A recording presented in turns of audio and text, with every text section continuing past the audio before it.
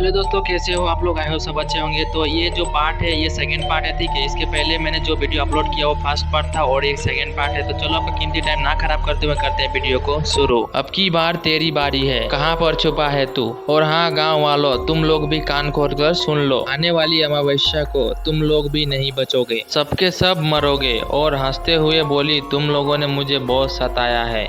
और जोर जोर से हंसती हुई जंगल की तरफ चल गई। सारे गांव वाले अपने अपने घर से बाहर आ गए और बाहर आकर नीरज को उठाया और उसे पानी पिलाकर होश में लाया। उसने अपनी भाभी की मरा हुआ लाश देखकर बहुत ही रोया। तब तक राजू भी अपने घर से बाहर आ गया। वो भी ये सब देखने के बाद उसके भी आंख से आंसू आ गए। सारा गांव रो रहा था उनके साथ। सुबह उठ करके राजू की पत्नी की लाश को जलाया, मतलब उसका बॉडी का अंतिम संस्कार किया। सारे गांव वाले राजू को भला बुरा कह रहे थे कि इसकी वजह से ही हम लोग सारे एक दिन ऐसे ही मरेंगे। सारे गांव वाले हाँ हाँ कहने लगे, क्योंकि इसकी वजह से ही हमारे ऊपर इतनी बड़ी मुसीबत पड़ी है। इसको तो नरक भी नसीब नहीं होगा, क्योंकि तूने अपने छोटे भाई को इतना बड़ा धोखा दिया है। तो दोस्तों, ये थी हमारी अमावस्या की चुड़ैल की कहानी, और इसके आगे भी बहुत ही कहानी है, ठीक है। तो उसको आपको सुनना पड़ेगा कि किस प्रकार उस गांव में दोबारा शांति आई और कैसे वो लोगों ने वो चुड़ैल से छुटकारा पाया। तभी राजू बोला, नीरज शांत हो जाओ, भगवान हमारी मदद जरूर करेंगे। ऐसा तो कोई तो होगा जिसको हमारे मदद के लिए भगवान हमारे पास भेजेगा। अब तो कोई खुदा का नेक बंदा ही हमें बचा सकता है। तो दोस्तों, जब फिल्म में हीरो होता है ना, तो उसमें एक विलेन का भी होना बहुत ही जरूरी होता है, चाहे वो अजय देवगन हो या चाहे सुनील शेट्टी। तो अब सुनो कहानी का अगला पार्ट। अब तो गांव के सभी लोग बस भगवान का ही प्रार्थना करने लगे हैं कि भगवान बचा लो और हमें इस मुसीबत से निकालो प्रभु। अब तो हम तुम्हारी शरण में हैं। भगवान तो बस किसी न किसी बहाने से जो लोग उन्हें भूल जाते हैं उनको फिर याद दिलाते हैं। तभी तो कहते हैं कि सुख में सुमिरन सब करे, दुख में न करे कोई। इसका मतलब ये है कि अगर आप जब अमीर रहते हो या खुश रहते हो, ठीक है, आपके पास बहुत पैसा है, तभी आपके पास सभी लोग आएंगे। अगर आप मुसीबत में है ना, तो भाई कोई भी हेल्प करने के लिए नहीं आएगा भाई। इसका मतलब यही है, ठीक है।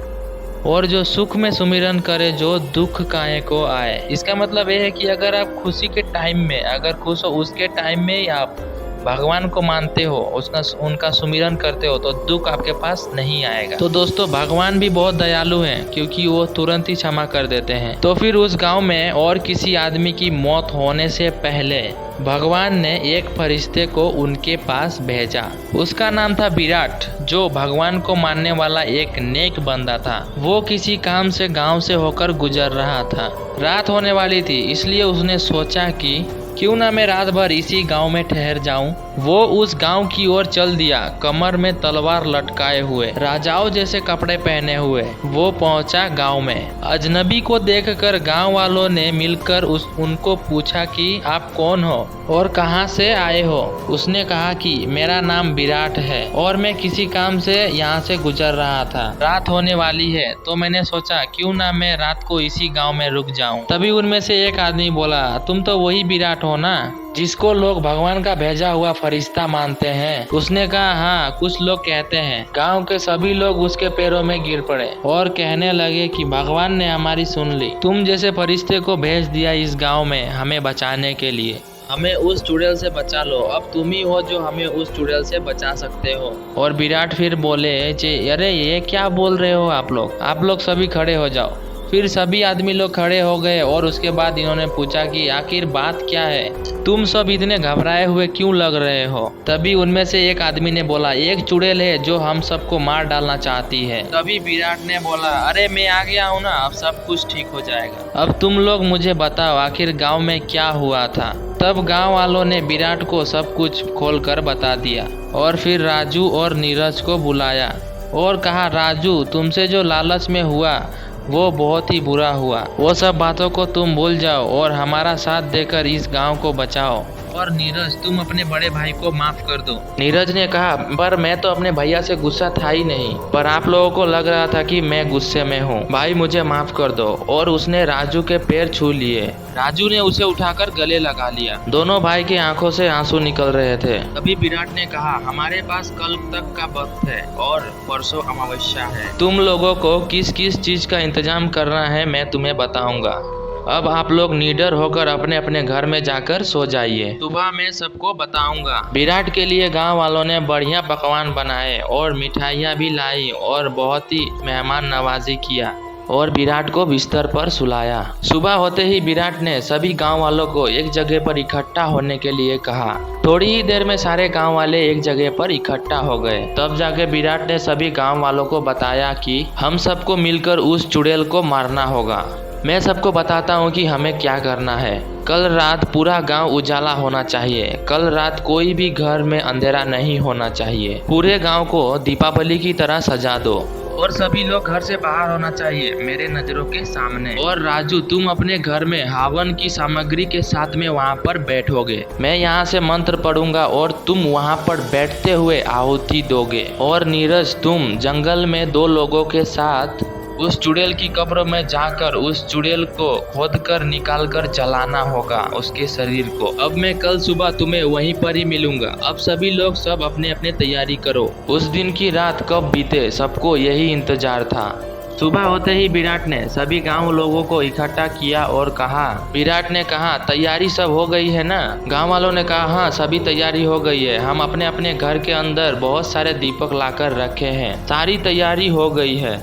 शाम होते ही विराट ने नीरज से कहा, तुम 2 लोग लेकर जाओ और ये लो अभिमंत्रित नींबू। ये तुम्हें बताएगा कि उसका कब्र कहाँ है। ये नींबू जहाँ पर भी लाल हो जाए समझो वहीं पर ही कब्र है। और ये लो लहसुन की मालाएं, अपने अपने गले में डाल लो। इससे तुम्हें वो चुड़ैल छू भी नहीं पाएगी। चाहे वो कुछ भी करेगी लेकिन तुम लोग डरना मत। वो किसी भी तरह तुम्हारे गले से ये माला को उतारने की कोशिश करेगी, पर तुम लोग इस माला को उतारने की गलती बिल्कुल भी मत करना, वरना वो चुड़ैल तुम लोगों को मार देगी। ठीक है, अब तुम लोग जाओ लेकिन अपना ध्यान रखना। वो लोग फावड़े उठाकर जंगल की तरफ चले गए। इधर सभी लोग एक साथ इकट्ठे होकर बैठे थे। वो लोग चुड़ैल का आने का इंतजार कर रहे थे। उधर राजू अपना आसन लगाए हुए हवन पर बैठा था। लगभग रात के 12 बज रहे थे कि किसी को तभी पैरों की आवाज सुनाई दी। सब लोग उधर ही देखने लगे जिधर से पैर का आवाज आ रहा था। फिर वो लोग ये देखते हैं कि बाल बिखरे हुए और सफेद साड़ी में एक औरत उनकी तरफ ही चली आ रही है। उसने गांव में इतना उजाला देखकर थोड़ी देर के लिए वहीं पर खड़ी हो गई और फिर आगे बढ़ने लगी। उसने देखा कि सारे गांव वाले बाहर निकल कर बैठे हैं, जैसे कि उन लोगों को मेरे से बिल्कुल भी डर नहीं। इसी बात को सोचते हुए वो जोर से चिल्लाई और कहने लगी, मूर्खों, तुम लोगों को मरने की क्या इतनी भी जल्दी है? और जोर जोर से हंसने लगी और फिर बोली, तो फिर ये लो। उसने इतनी तेजी से हवा चलाई कि सारे दीपक बंद हो गए। गांव में पूरा ही अंधेरा हो गया। वहां के सारे लोग डरने लगे। वो चुड़ैल कभी इधर दिखाई दे रही थी तो कभी उधर दिखाई दे रही थी और हंसते हुए कह रही थी कि अब तुम लोग सब मरोगे। तभी विराट ने कहा, रुक जाओ और इन गांव वालों को छोड़ दो। अगर लड़ाई करनी है तो मुझसे करो, क्योंकि मैंने ही कहा था इन गांव वालों को ऐसा करने के लिए। तभी चुड़ैल बोली, तू कौन है? तभी विराट बोला, मेरा नाम विराट है और तुम किसी को भी बिना नुकसान पहुंचाए यहाँ से चली जाओ, वरना मुझे तुम्हें मारना पड़ेगा। तभी चुड़ैल बोली, अरे तू मुझे मारेगा? और जोर जोर से हंसने लगी। ये मुझे मारेगा, ये ले। तभी चुड़ैल ने अपने शक्ति से विराट को बहुत दूर तक फेंक दिया और वो जाके दीवार से टकराया। विराट को बहुत ही तेजी से चोट लगी थी। तभी विराट ने बोला, लगता है इसको सबक सिखाना ही पड़ेगा। विराट ने अपनी तलवार निकाली और उस चुड़ैल पर हमला कर दिया। वो चुड़ैल एकदम से गायब हो गई। उसका बार खाली गया। अब वो चुड़ैल गायब हो चुकी थी और उसका बस आवाज सुनाई दे रहा था। विराट अपनी आंखें बंद करके भगवान से प्रार्थना करने लगा और अपने आंखें खोला। अब उसे वो चुड़ैल दिखाई देने लगी थी। उसने अपनी तलवार से चुड़ैल को चोट पहुंचा दी। अब वो चुड़ैल अपने आप को हारता देख राजू की ओर लपटी। विराट ने मंत्र पढ़ना शुरू कर दिया, अपने पापों को कबूल करता हुआ, हे प्रभु मुझे माफ कर दो, आगे से मैं ऐसी गलती कभी भी नहीं करूँगा। यही बात राजू अपने मुख से दोहरा रहा था और वो हवन में आहुति दे रहा था। वो चुड़ैल उसके ऊपर लपटती इससे पहले ही राजू ने अपना तलवार निकाली और उसके पेट में घुसेड़ दी। तलवार उस चुड़ैल के पेट को चीरते हुए पार हो गया। वो चुड़ैल बहुत ही जोर से चिल्लाई और भागती हुई जंगल की तरफ चली गई। उधर नीरज और उसके दोस्तों को वो कब्र मिल गया। वो लोग उसे खोद ही रहे थे कि किसी की चिल्लाने की आवाज सुनाई दी। तभी वो लोग सोचने लगे कि चुड़ैल आ रही है। वो लोग और भी जल्दी से खोदने लगे थे और उस चुड़ैल की लाश को निकाला। वो लोग उस लाश को कब्र से बाहर निकाले हुए थे ही कि तभी चुड़ैल आकर वहां पर पहुंच गई। वो चुड़ैल उन लोगों पर बहुत ही तेजी से झपटी। वह चुड़ैल उन लोगों पर हमला करना चाहा। झपटने के बाद भी उस चुड़ैल के हाथ में कुछ नहीं आया, क्योंकि वो लहसुन को देखकर दूर से ही चिल्ला रही थी। चुड़ैल कह रही थी, उसे मत छुओ, उसे मत जलाओ। तब तक विराट भी उसका पीछा करते हुए वहां पर आ गया था। विराट ने कहा, जल्दी से इस शरीर को जला दो। उन लोगों के तो हाथ भी कांप रहे थे, माचिस भी नहीं जल रही थी और वो चुड़ैल चिल्ला रही थी, नहीं नहीं, मुझे जाने दो, मुझे छोड़ दो, मुझे मत जलाओ, मुझे जाने दो। माचिस जलते ही उसने उसमें आग लगा दिया। वो शरीर जलने लगा, फिर वो चुड़ैल भी जलने लगी। वो चुड़ैल जोर जोर से चिल्ला रही थी और कह रही थी, मुझे छोड़ दो, मुझे छोड़ दो, मुझ पर रहम करो। और फिर वो चुड़ैल राख के ढेर में परिवर्तित हो गई। विराट ने उन तीनों को शाबाशी दी और फिर वो लोग गांव में वापस आ गए। सारे गांव वाले अब बहुत ही खुश थे। सभी लोगों ने विराट को धन्यवाद कहा। सुबह होते ही विराट ने कहा, अब मुझे चलना चाहिए। सभी गांव वालों के आंखों में आंसू आ गए थे और सभी गांव वालों को राम राम कहकर विराट आगे बढ़ गया। तो दोस्तों, आप लोगों को ये स्टोरी कैसी लगी आप लोग कमेंट करके बताना। इसका पार्ट 2 भी है, ठीक है। पार्ट 1 है आगे, मतलब इसका नेक्स्ट वीडियो मैं ऊपर दे रहा हूँ लिंक, उसमें से जाके आप पार्ट 1 को देख सकते हो, ठीक है। तो ऐसी स्टोरीज के लिए मेरे चैनल को सब्सक्राइब करके जाना। तो मिलते हैं नेक्स्ट वीडियो में और एक इंटरेस्टिंग स्टोरी के साथ। तब तक के लिए बाय बाय, जय हिंद, वंदे मातरम, टेक केयर।